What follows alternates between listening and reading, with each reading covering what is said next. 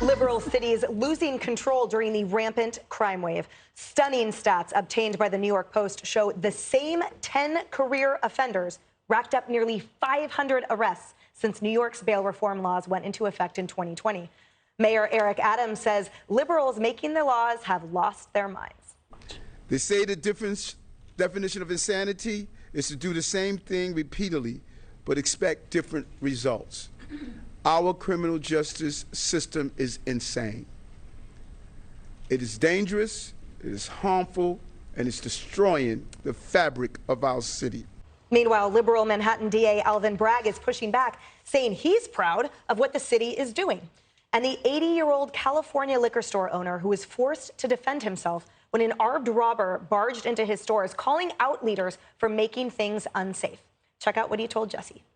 It's not my job to get him into gear. Somebody needs to do something now because we're just getting downhill faster and faster. And it's certainly a concern, not just to me, but I hear it all the time from my customer base. And everybody that I'm exposed to is really fed up. And I certainly can't blame them. And Jesse thanked God that he recovered from his heart attack that he suffered after that attempted robbery. And he was at work the next day. And he has better hair than you. He has great hair. So here's what's happening in New York. We used to have, remember, we used to have a Republican mayor. We used to have a Republican senator, governor. We had checks against Democrat craziness. And now there's no checks. So this is what happens when Democrats control the entire state. Usually Wall Street would step in when things got crazy and say, hey, guys, relax, try to act normal. After COVID, all the power brokers that used to run these banks on Wall Street, they just left. They went to Connecticut, they went to Florida, they went to the Hamptons. So they're not living or working in the city anymore. So they have no personal investment in New York City. That's why they're not, greasing the governor. That's why they're not spending money on lobbyists, because it doesn't take a lot of money to knock these bail reform laws down. These legislatures in the Albany make like $100 grand a year. You give them a couple dollars, they'll do whatever you want. No one's doing that, though. All right, they've totally checked out. Also, race. After the George Floyd riots, everyone got really scared of being labeled a racist. Remember, Black Lives Matter, everyone put the black thing on their Instagram. They were even getting pillaged and robbed, and they were like, yes, Black Lives Matter, we totally support these riots, and because they didn't want to be called racist. So if some guy with deep pockets, Wall Street, went and tried to lobby this stupid governor, Hochul, who I hate saying that name, Hochul, I hate saying that, to reverse this bail thing, they would be smeared as racist, and they don't want that brand hit. And that's why they're just laying low and letting this whole city decay. That's right. Hochul will be gone soon, so don't worry. You won't have to say it anymore. Harold, when Jesse mentions checks on the system, arguably the different positions within the system act as checks themselves.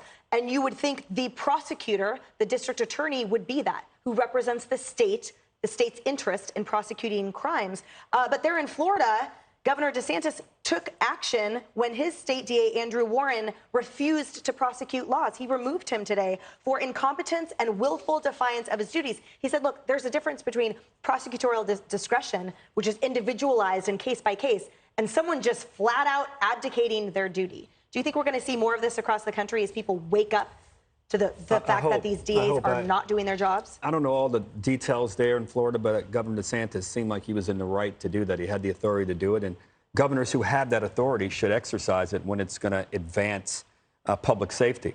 Look, we sometimes, the only difference I have about, we sometimes talk about Democrats and liberals. Look, even Bakersfield, California, where Kevin McCarthy represents, they have 2 times the murder rate there than they do in Los Angeles. Tulsa, Jacksonville, Mobile, Alabama, all have Republican mayors. But we shouldn't talk about it that way. The way you're talking about, Emily, I agree with. In the way I think the thrust of what Jesse says, I agree with wholeheartedly. I'm not convinced that it's because the business people, leaders of these banks have moved out. What I think it is voters have to go to the polls and vote for people who are going to stand up to criminals. The mayor of this town, who's black, who's a Democrat, has been as outspoken, opinionated, and firm on this issue of saying we want police officers on the street, we want to support our police officers, and we have to reform these bail laws. Democrats, if we just do one thing, reform the bail laws. The front of the New York Post here today, talking about those few criminals who've committed all these crimes because they've not been kept behind bars. I get why we wanted to reform the bail laws from the beginning, ensuring that we didn't put people in jail who had just a mental health issue, ensuring that we didn't put people in jail who had small amounts of things. But we have a problem. We're letting people out of jail who are committing violent acts. No American, black, white, Hispanic, Democrat, or Republican wants this. So I hope we stop talking about blue and red and start talking about how we ensure that we get good prosecutors, we staff the police like they should be staffed, and politicians who don't want to do that, they'll get a rude awakening at the polls. But Greg, the irony is the first identity, for example, of that disgraced state attorney in Florida, the first identity on his Twitter was criminal justice reformer. So these guys are hiding behind that cloak and yet totally failing at their duty because they're not making that distinction between violence and not violence. There's no common sense whatsoever in what they're doing. I agree with Harold that people need to go and vote, but the problem is this is a one-party town. So we don't have that. You got to have blue and red because red will help the blue and blue will help the red. But if you just have a one-party rule, there are no brakes to slow the truck down as it's heading towards a cliff. So you get all these really radical reformers and you get these Boudins and these Gascons, and there's nobody there to stop them. Why do they continue robbing and after they keep getting arrested? I realize for these thieves, these thieves average like 50 to 70 arrests. It's like they're business travelers and that's their TSA. It's like it's a hassle. I got to go through this, you know. I'm going to go out and rob today. I got to go. Oh, okay. The cop comes and goes, yeah, it's a guy. You got me. And you start emptying your stuff out. Oh, you got this. You got this. And then the cop says, you can go now. And then you go on and you do more. That's what it is. It just comes with the deal. I think, you know, I go to that advice that I mentioned. I think it was last week, and I still believe. Fund halfway houses on the blocks where the DAs like Alvin Bragg live. Create facilities out of old facilities for house arrest and put them in Governor Hochul's neighborhood. The way the NYC's become a sanctuary city for repeat offenders, so they need to do what the border states did to D.C., which is put it on their doorstep like a flaming bag of poop. And I think you could do that. I mean, but first you got to get rid of the governor. And I hope you're right, but I don't know, man. There's a lot of Democrats in this state. I'm lighting candles in hope. And Dagan, in that report, it included liberals on the left saying, oh, no, this is cherry picking statistics because bail reform is working. How can you argue with the statistics of 3 times the amount of arrests since 2016 this was implemented? Police ambushes up 300+%. Those statistics do not lie.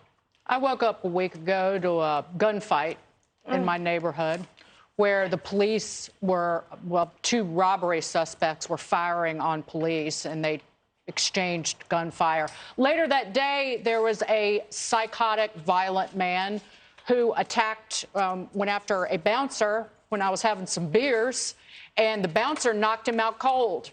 And all the patrons having beers and fries just sat there and watched him lay bleeding in the street. Nobody was going to go near him because he's a psychotic, dangerous criminal. Cops eventually showed up, but that was in one day. I've lived here 30 years. I've never seen anything like that. And this is just in New York. I was talking to somebody who worked in the district attorney's office under Morgenthau. He was when Dinkins was mayor.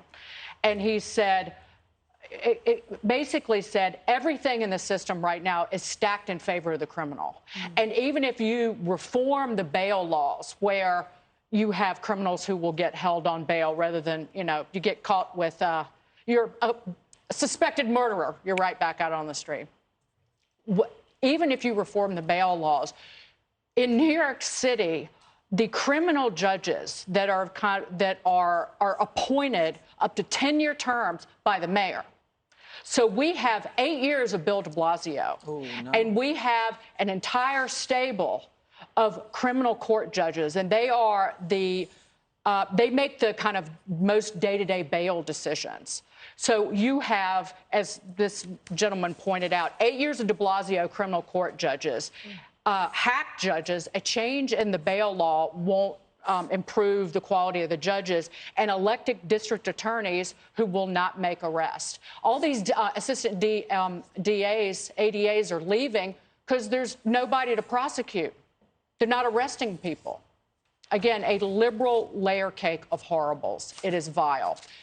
And I know we have to go, but these asses who run these large corporations, they need to get the hell out of New York. No more fundraisers, no more campaign contributions, no more cocktail parties. Take your jobs elsewhere. Then these liberals will stand up. But again, like Daniel Enriquez, he was murdered on a subway train, worked for Goldman Sachs. Where in the hell is Goldman Sachs on this? Money only talks when money walks. I will say it again. Hey, Sean Hannity here. Hey, click here to subscribe to Fox News YouTube page and catch our hottest interviews and most compelling analysis. You will not get it anywhere else.